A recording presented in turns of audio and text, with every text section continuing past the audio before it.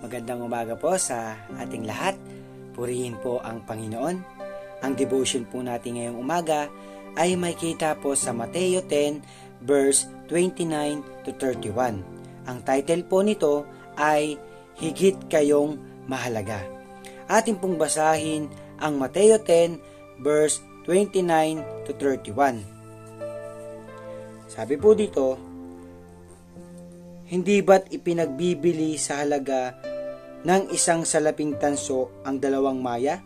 Gayunman, kahit isa sa kanila'y hindi nahuhulog sa lupa kung hindi kalooban ng iyong ama. At kayo, maging ang buhok ninyo'y bilang niyang lahat.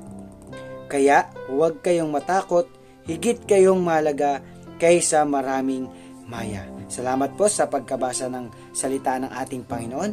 Sinasabi po dito na itinuturo ni Jesus na ang matatapat niyang anak ay tunay na mahalaga sa kanyang ama na nasa langit. Tinutukoy ang Diyos dito bilang iyong ama. Nilinaw sa kanyang mga apostol na ang Diyos ay nakikita sila bilang mga anak na may personal na kaugnayan sa Kanya. Hindi nila kailangang matakot sa galit ng mga mang-uusig dahil ang kanilang amang Diyos ay nakamasid at naroroon para sa kanila.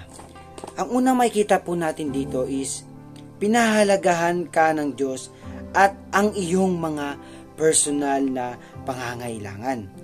Gayon na lamang ang pagnanais niya sa inyong pag-ibig at pakikisama, ano pat ibinigay niya si Jesus upang mamatay sa krus para sa iyo.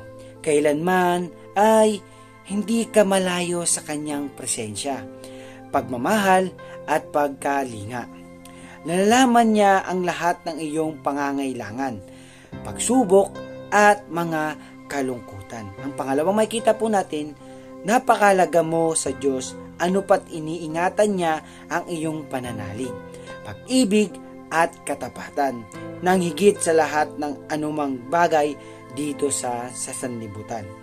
Ang di pa bago-bagong pananampalataya mo kay Kristo, subok na't tunay sa gitna ng mga tukso at kaguluhan, ay kanyang kaluwalhatian at karangalan. Nawa ang bawat isa ay may nakuwang aral ngayong umaga. Salamat po. God bless.